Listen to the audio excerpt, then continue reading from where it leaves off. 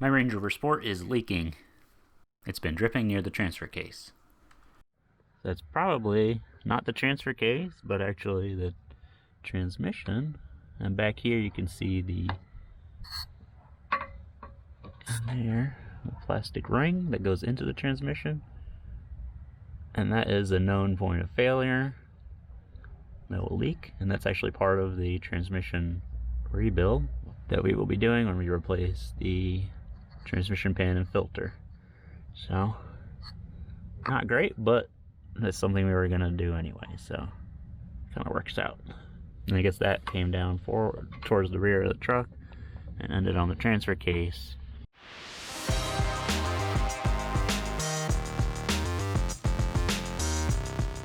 So the Range Rover Sport is back in the garage, and that is because, well, it's been driving great and all, but we were on our way to a store one time and started smelling a bit of transmission fluid, and we're thinking maybe it's a car near us, and it turned out it was the transmission is leaking. And after some looking around, it looks like it's the coupling here for the connector that goes to the transmission that has started leaking. So we're going to be replacing the transmission pan, filter, and the coupling. Now, as you know, it's pretty tight working on this transmission, so let's get under there and take a look, and we'll go through what we need to do. Alright, so we're back under the truck, and there's a heat shield here we'll have to pull off, so we're going to do that soon.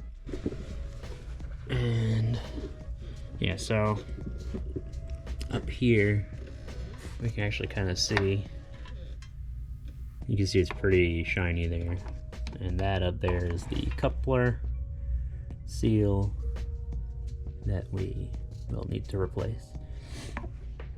And you can actually even see it on the sound deadening up there. There's fluid, so we'll take care of it. While we're at it, we'll be replacing the transmission pan. And the reason we're doing that is because this truck has the cross member here, the exhaust here, and the official procedure from Range Rover requires you to remove all of that to just bring the pan down or replace it.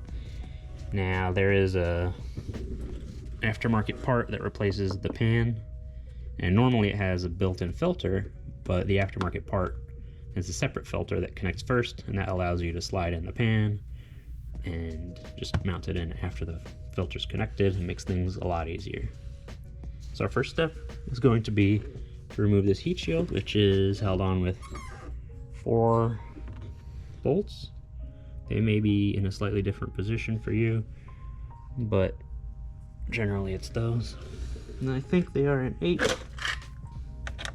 Yep, they're 8s. So we pull those off. So you're gonna need an extension for the farther back ones. So I'm gonna pull those off, drop this down, and then there's actually a bracket that allows this to mount that we'll be removing as well, and I'll show you that. Okay, so we've got the bolts out, and now this kind of slides forward and out. Right there. Ugh, it's a little dirty. And put that aside. Now, if we look in here, there is a drain port right there. Let me get a light. You can see it. So we'll use that to drain it before we do anything. And then right here, we have one of the mounting bolts for this frame. Another one right there. And on the other side, same thing. There's 2, right? One by the linkage there, and one up here. So I'm gonna figure out what size that is and get a ratcheting wrench. I think they're also 8s. Now obviously you want to work in here. Yep, they're also 8s. This is also 8. Now obviously when you're working in here, make sure your truck's cold, because this is, I believe, a catalytic converter, and it gets really hot. This filling is not the most fun because your fill port lives behind this bracket in here, which is very close to the exhaust, so any spillage burns off. We'll get into that later, but let's get this off next. You got this ratcheting wrench, these types of wrenches are really useful in small spaces. You can just kind of reach in and make sure you gotta break stuff free. Oh yeah, you probably have to pull that out here. All right, let me use both hands. So to gain access to this bolt, you can pop this linkage out. This cradle here, it's out of the way so you can access with a ratchet. That'll help a bit. Now we're gonna go around here and figure out what size these are. Make sure they're all, you know, sprayed up, ready to come out. And yeah, should be okay. Next step is gonna be to drain this. So we're gonna find what size that is.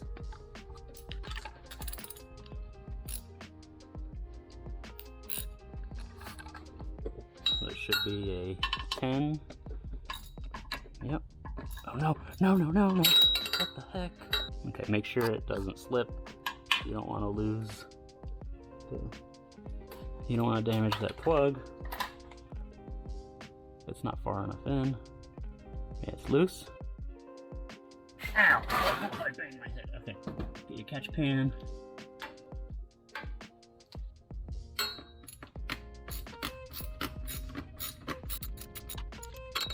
Okay, hopefully I won't get this in my armpit. Let's try to get this right up here.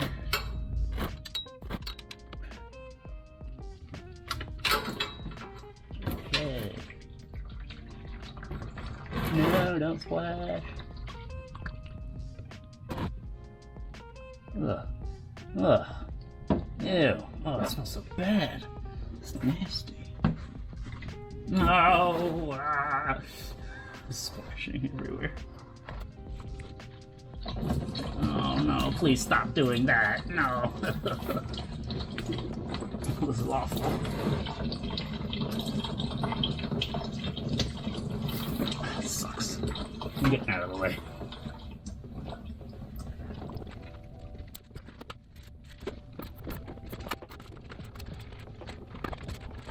Oh, what a mess. What a mess. Once again, I've made a mess.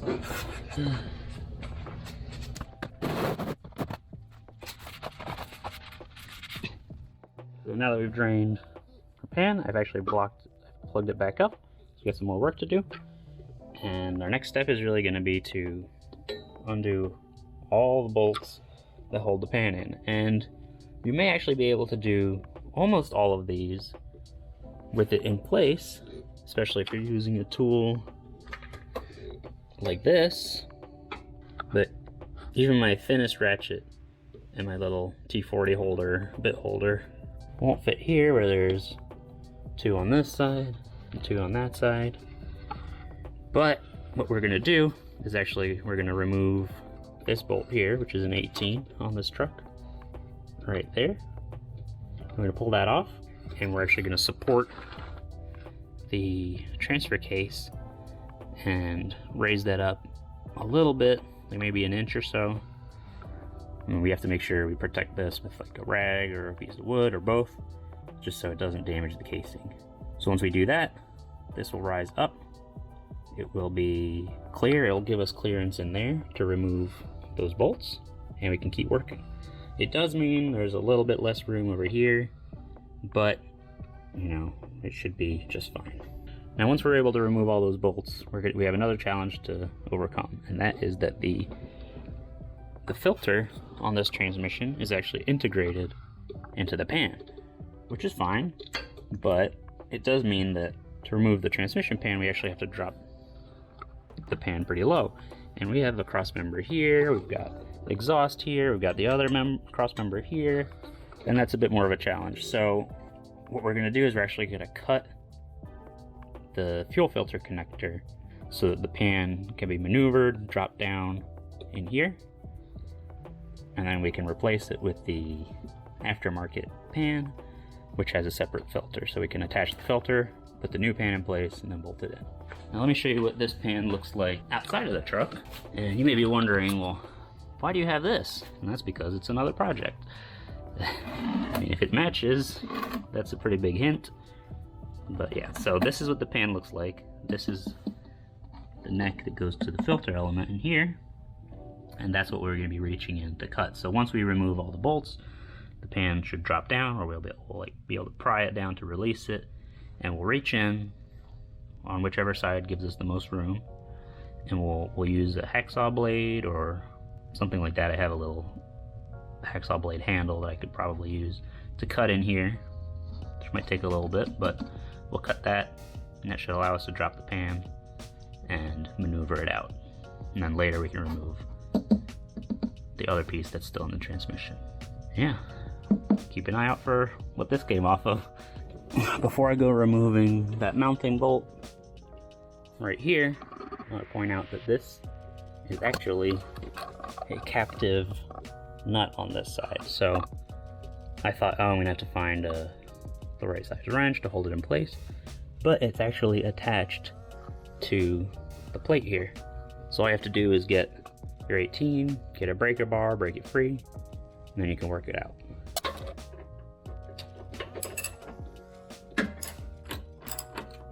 So it's held in place. So there is, as you can see, there is some play, but there's a hex-shaped cutout that will prevent it from spinning forever. So it will allow us to work it out with just the one socket. And something else that's nice is that when you've released it, it looks like it actually sits, like the whole bushing sits in this cradle.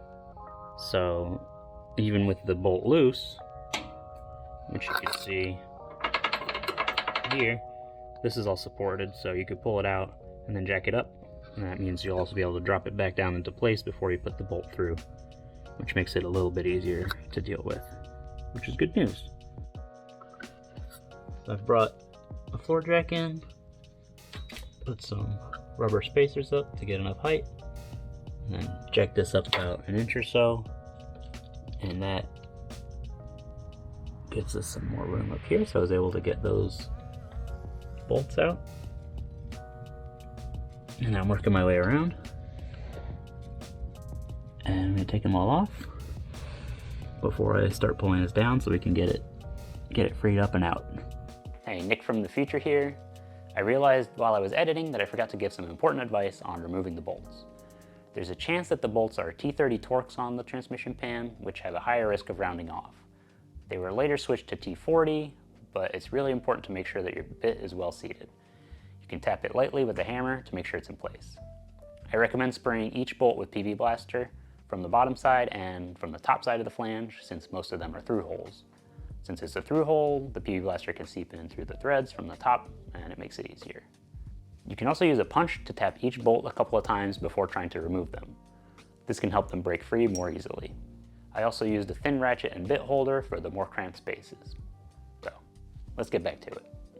So I got all the bolts out except 4, which I've left to where they're easily accessible.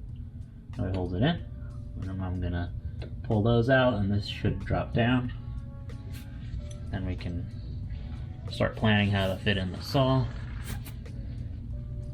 and we'll keep moving.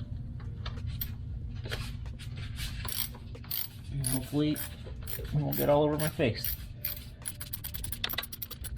Actually, let's try to pull this down a bit.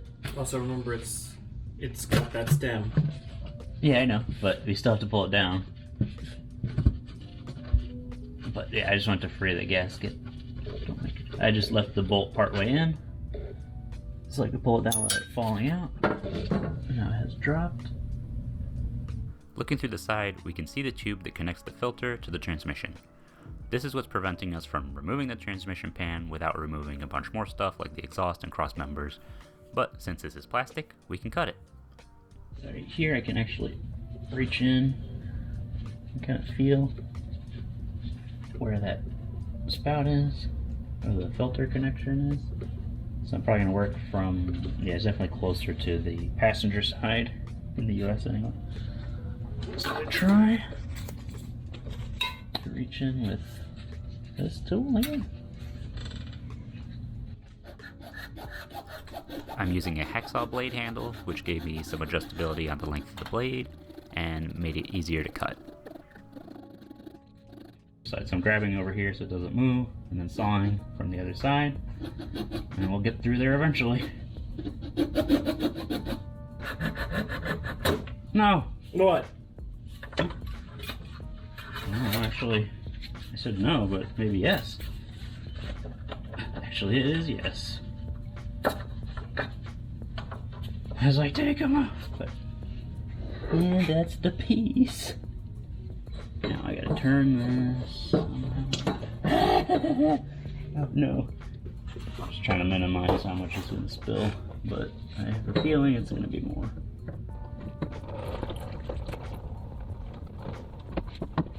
Oh.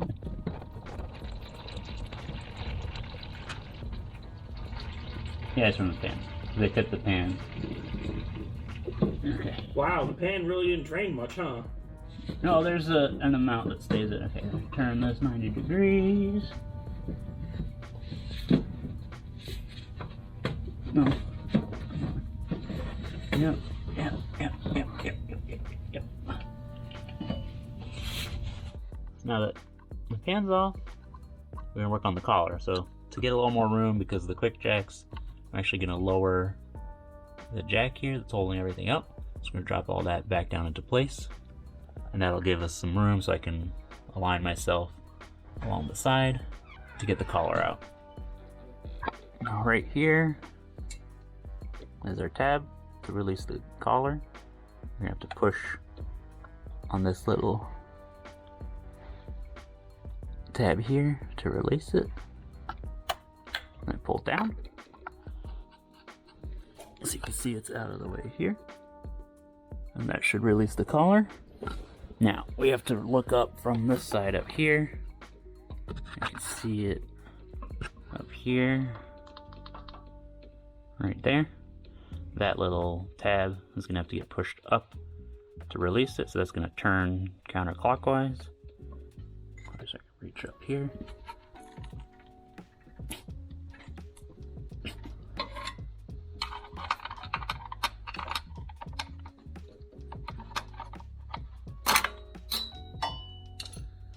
Release it with the screwdriver.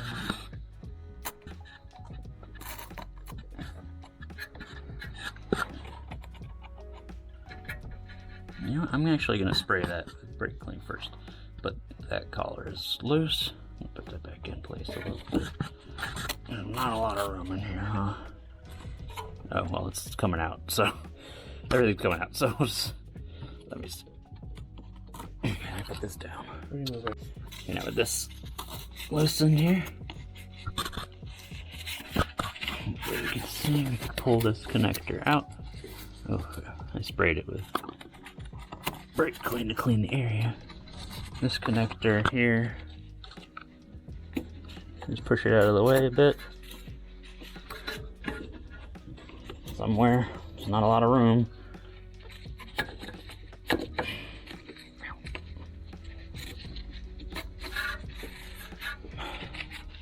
Probably gonna need both hands, but this is the collar here. Pops that out, and you can see right here. Oh, I can see the connector on there. Right there, you can see the pins. And this is our collar. You can see the O-rings are pretty flat. So, alright, so here is the part that came out. I think these are the factory O-rings. You can kind of see they're a little flat there, but you'll really be able to see next to this replacement part really just how these are much rounder and these are really flat. So it'll make a big difference. This is part number TZV500010. Now right here, the orientation should be with that little tab downwards. It'll only fit one way, but that's how it fit on the other time I did this, so it should work. So we're gonna reach in here. I've sprayed some silicone lubricant on the O-rings to help it slide in, hopefully.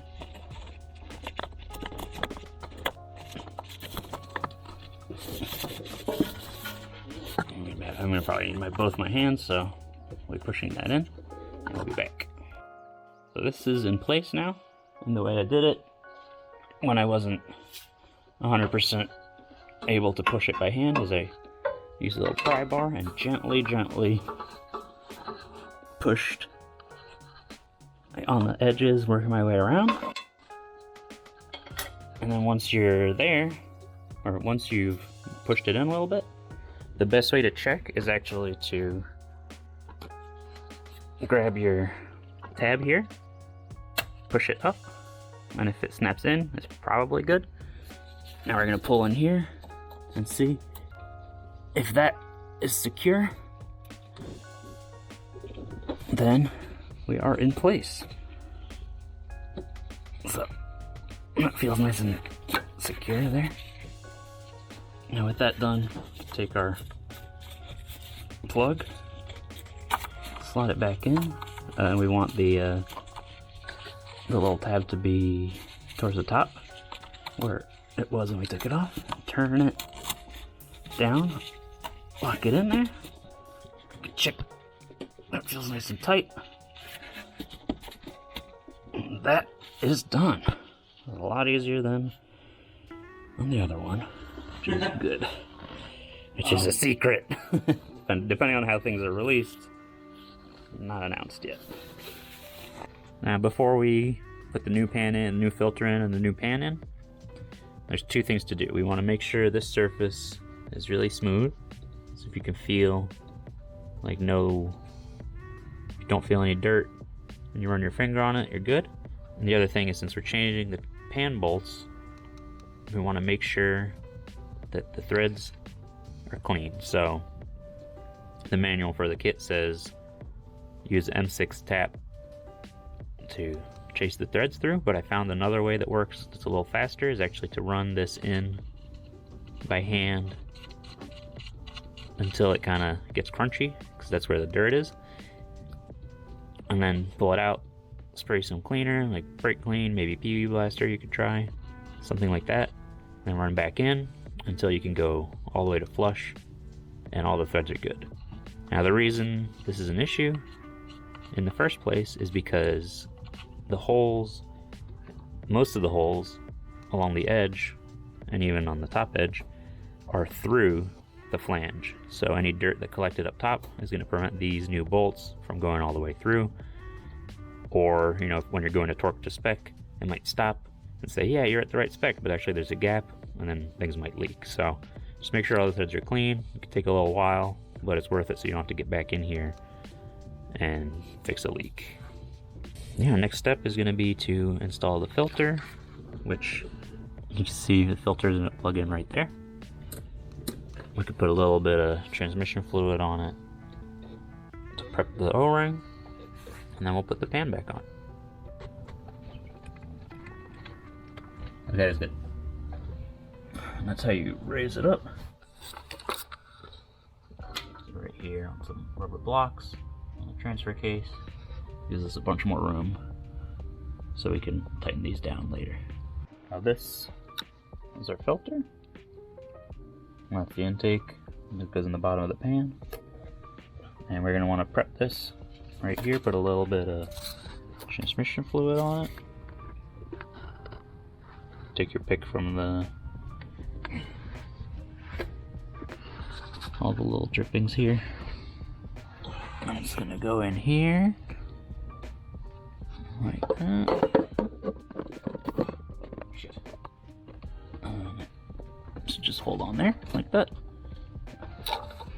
Now that is in place. It'll hold in with the pan. This is our gasket, and we're gonna use high-tech gasket sealant. And what we're gonna do is just put it on like a couple spots between the gasket and the new pan, and that'll hold it in place so that while we're maneuvering the pan and the gasket, it won't come out of place, and the holes will be lined up, and it'll be much easier and more secure. The drain pan looks like this. Doesn't have the filter element, and has a little drain plug, and that's what we're gonna be putting on. All right, so let's put this pan on.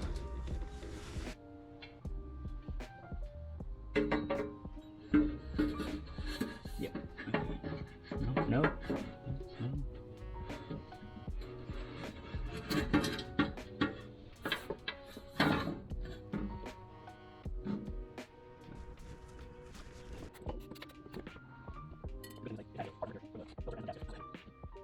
We've prepared all of the bolts with the washer on. I'm gonna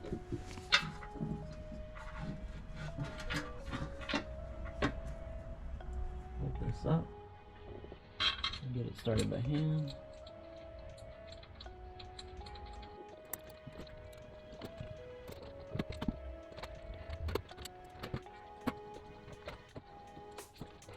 Now this is a 5mm Allen head.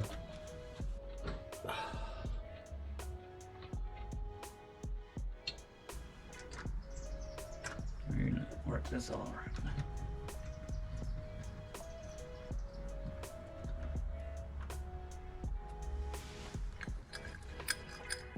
We'll be back once we have all of them in. So all our new bolts are in place. Now it's time to torque it to spec. The new transmission pan came with instructions on what order to tighten the bolts in. Make sure you follow the pattern that matches the pan you're putting in. I also used the torque spec provided, but had to estimate by feel on a few bolts where the torque wrench didn't fit. Our fill plug is right here. Our next step is to fill this with the engine coal to the point where it just starts dripping out. Then we'll close it back up. We'll start the truck and we'll run it until it's at operating temperature, which is 86 to 122 Fahrenheit or 30 to 50 Celsius. And then we'll fill, once we hit the lower threshold, start filling it again until it starts dripping out and close it up, and that's it. And then we'll look out for any leaks. We'll put the frame back on and the heat shield back on, and we'll be good to go. And when it comes time to run the truck to get this up to temp, you're going to be under here and everything's going to be really hot. So right here you're going to have to be really careful around the catalytic converter. One thing I do like to do to try to stay a little cool is set up a fan that'll be blowing on my face, kind of keep the heat out of my face, especially since this cross member is right here. Anything that drips off is going to drip onto this and it's going to smoke. This is going to be unpleasant, but it'll be alright. What I did last time when I did a top up was to wear a welding glove over my regular glove. That way if I bumped into it, it wouldn't melt anything to my skin, and then some good extra protection. So yeah, a fan, definitely to blow any burning oil out of your face. You're going to want a pan to catch any drips. So just have that on your chest or something, depending on your arrangement. That might be what you do. And yeah, so since we're going to be filling up here, I'm actually going to be looking from underneath between the cross member and the exhaust. And that way I'll be able to see when it starts to drip. I'll have my catch pan underneath so I don't get all dirty. But we're going to start filling. Also keep your fill plug handy so you can close it up when it starts to drip. There you go. Thank you. Alright. Okay.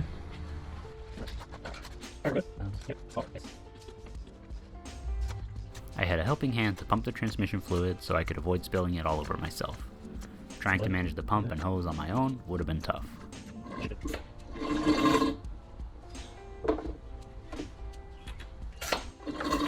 Ah! What? I had it off. Sorry. I thought you were done. Okay, you go ahead. Yeah. Okay, no, never mind, stop. we're good.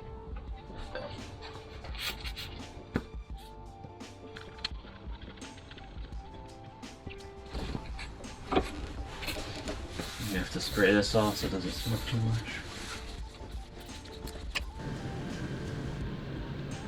Now we do the same filling process with the engine on and the transmission between 30 and 50 degrees Celsius, or 86 and 122 degrees Fahrenheit. We're filling until fluid streams out of the fill port. You're starting to get some drips. I think just a little more and we'll be, I think I'd like it to be a little more. I'm getting like a drip off the edge, but it still feels low. Can you do? Alright, let's do some more.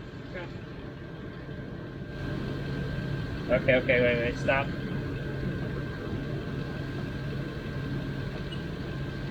Yeah, that's it. Okay. Do you want me to turn the truck off? No, so good. Because when it stops pumping, it'll fill higher. Oh, right.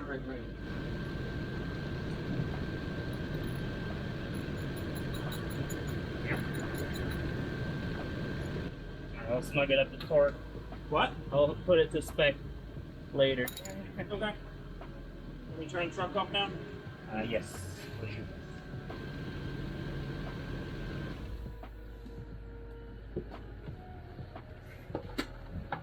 Now if you're wondering why I wore a mask, it's just in case there was a drip. Probably also saw the foil over the fill hose. I didn't want it to melt on the cat. And the welding glove was really helpful. My hand really only got super hot, or quite hot, when I was closing up the fill port. It did start dripping pretty early on, but that's just over the edge, probably just from filling. And I waited until I actually saw a solid stream right below the fill port, then closed it up. So let it cool off. We'll clean it up. We'll look for leaks, and we'll be done. So we're back under the truck. It's been cooling off a bit, so it's manageable now.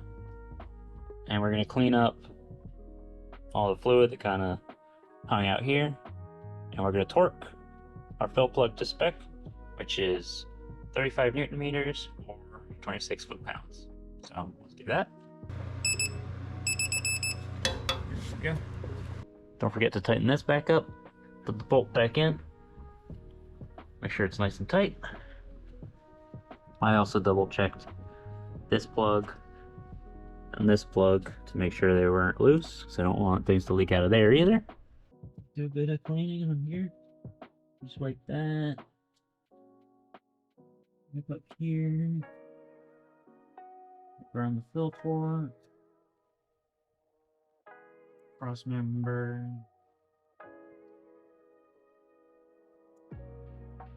Fortunately, having the fan blowing air across this for half an hour or a little more really cooled things off, so it's all pretty good. The cat is still warm to the touch. I wouldn't linger too much, but it's not dangerous anymore. So that is very good. Next is going to put our bracket here back on. Now this bracket goes around.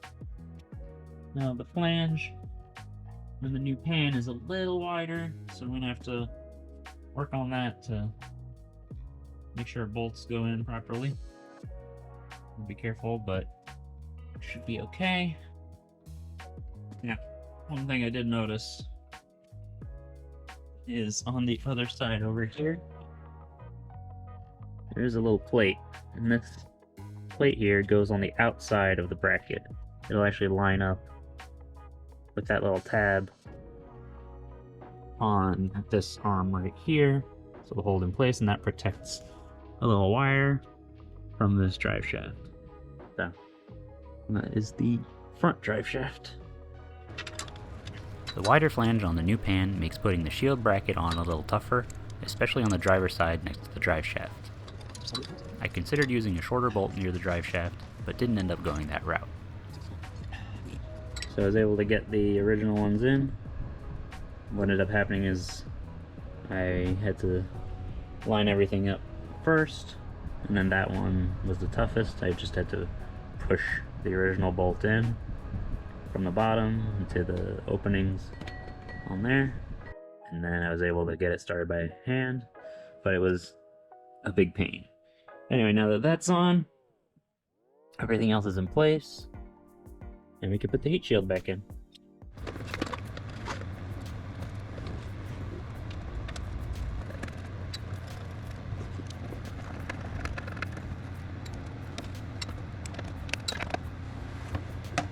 Well, that's it. And the last step is going to be the heavy panel goes across here. Then we can go test drive it. Get everything started by hand, get earplugs in, and